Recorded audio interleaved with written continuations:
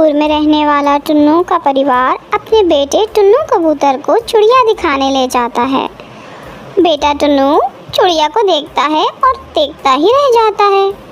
माँ, मैं शादी करूँगा तो इस टूनी चिड़िया से करूँगा। मुझे ना कुछ पूछना है ना ही कोई बात करनी है, मुझे चिड़िया पसंद है।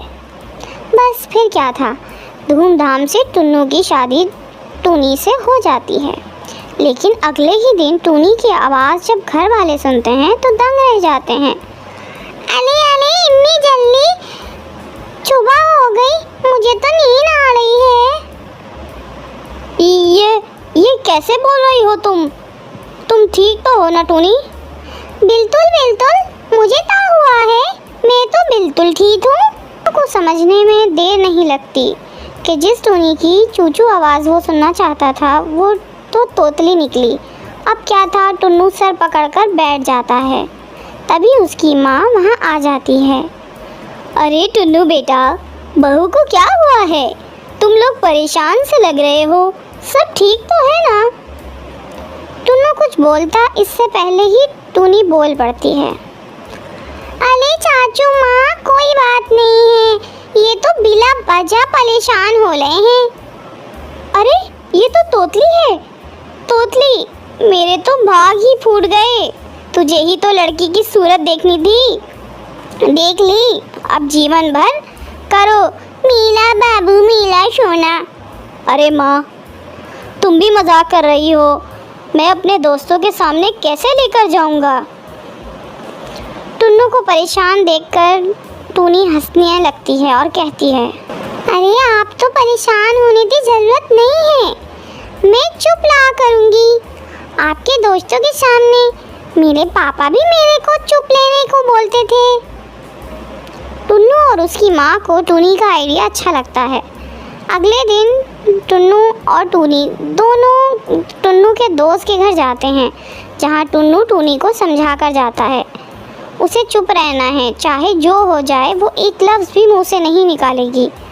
बस क्या था, सब खाना खाते हैं। टुन्नू के दोस्त की बीवी टूनी का नाम पूछती है, तभी टुन्नू बोल पड़ता है, अभी इसका नाम टूनी है।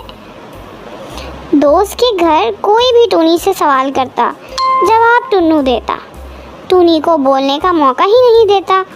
उसे डर था कहीं टूनी उसके तोतलेपन का पोल ना खोल दे। अरे भैया, क्या बात है, जब से आप आए हैं मैंने तो आपकी बीवी की आवाज़ ही नहीं सुनी, कहीं गूंगी तो नहीं है ना? टूनी को ये बात सुनकर बुरा लगता है, लेकिन उसे टुन्नू की बात भी याद आ रहती है कि उसे कुछ भी नहीं बोलना, तो लिहाजा वो चुप ही रहती है। अरे नहीं नहीं भाभी, टूनी नाम है मेरी बीवी का, टूनी है, और टूनी भी भला गूंगी हो सकती है क्या? वो तो ज़रा शर्मीली और कम बोलने वाली है मेरी बीवी।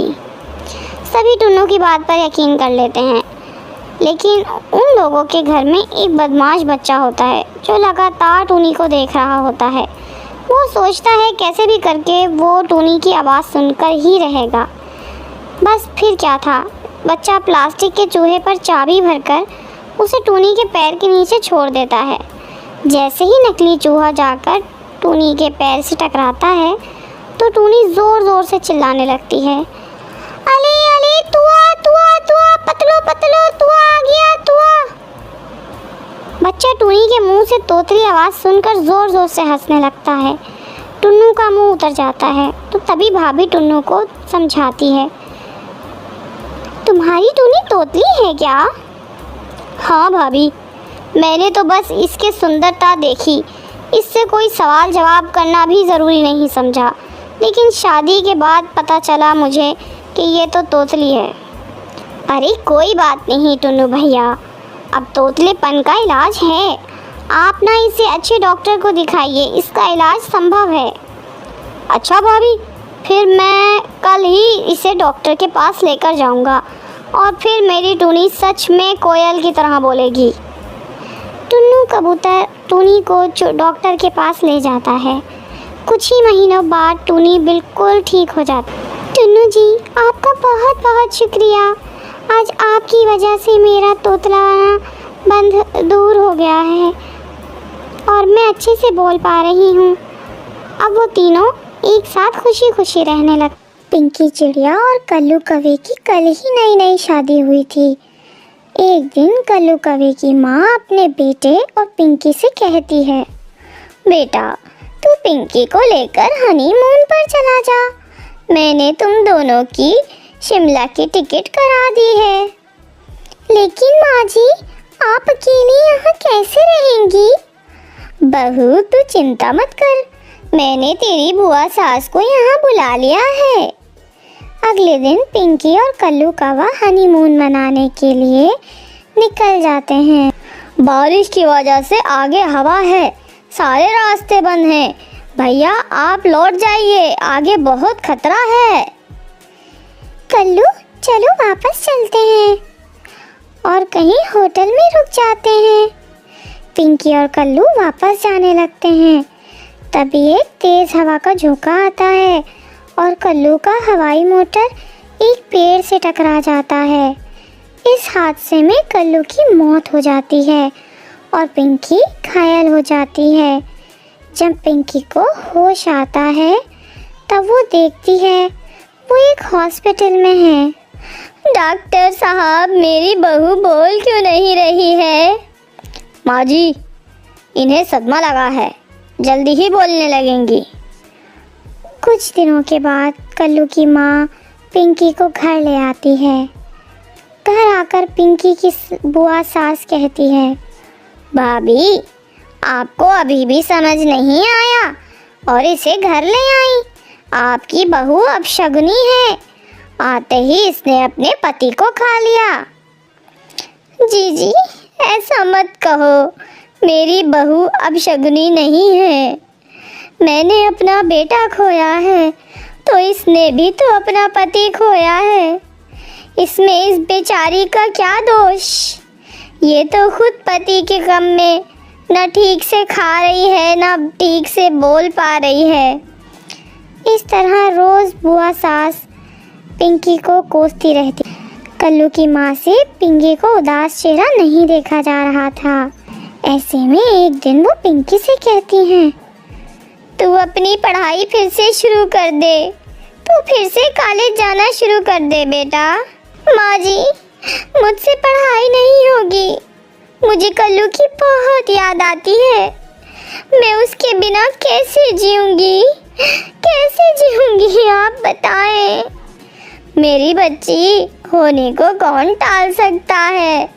जियो तुम अपनी ज़िंदगी, दोबारा से एक नई शुरुआत करो। मैं तुम्हारे साथ हूँ, मैं कल ही तुम्हारा एडमिशन कॉलेज में करा दूंगी। भाभी तुम पागल हो गई हो क्या? विधवा बहू को कॉलेज भेज रही हो? देखो जीजी, मैं पहले पिंकी मेरी बहू थी और अब मेरी बेटी है। मैं इसका हर सपने का ख्याल रखूंगी। अगर वो कॉलेज जाने लगेगी तो कल्लू के गम को भी भुला पाएगी और अपने पैरों पर भी एक दिन खड़ी हो जाएगी। दोस्तों, जब आप लोग मेरी वीडियो को लाइक नहीं करते तो मुझे बहुत दुख होता है, फिर मेरा और वीडियो बनाने का दिल नहीं करता। मेरी वीडियो को लाइक करें और चैनल को सब्सक्राइब, ताकि मैं और अच्छी वीडियो बनाऊं आप लोगों के लिए। अगले दिन से पिंकी कॉलेज जाना शुरू कर देती है। कुछ दिन ऐसे ही गुजर जाते हैं। एक दिन कुछ गुंडे पिंकी को छेड़ रहे, तभी कॉलेज का एक स्टूडेंट उन गुंडों से लड़ जाता है। तुम्हें किसने इजाज़त दी कॉलेज की चूड़ियों को छेड़ने की? तुम सब कॉलेज पढ़ने नहीं, गुंडागर्दी करने आते हो। चलो भागो यहाँ से, वरना मैं पुलिस को बुला लूँगा। पुलिस का नाम सुनते ही वो कौवे वहाँ से 9-11 हो जाते हैं। आपका बहुत बहुत शुक्रिया, आपने उन गुंडों से मुझे बचाया। शुक्रिया की क्या बात है, ये तो मेरा फ़र्ज़ था। आपकी जगह कोई और चूड़ियाँ भी होती तो मैं यही करता।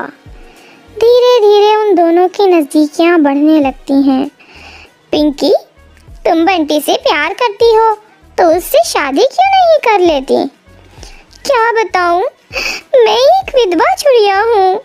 पता नहीं उसके घर वाले मुझे स्वीकार करेंगे भी या नहीं। ये बात जब पिंकी की सास को पता चलती है तो वो बंटी को बुलाती है। बेटा, मेरी जिंदगी का कोई पता नहीं, तुम बुरा ना मानो तो तुम मेरी बहू से शादी कर लो। माँ जी, इसमें बुरा मानने वाली क्या बात है? मैं पिंकी से शादी करने को तैयार हूँ और मैं अपने परिवार वालों को भी मना लूँगा। और कुछ ही दिनों में पिंकी और बंटी की धूमधाम से शादी हो जाती है। दोस्तों, अगर आपको वीडियो पसंद आई है तो वीडियो को लाइक और चैनल को सब्सक्राइब ज़रूर करना।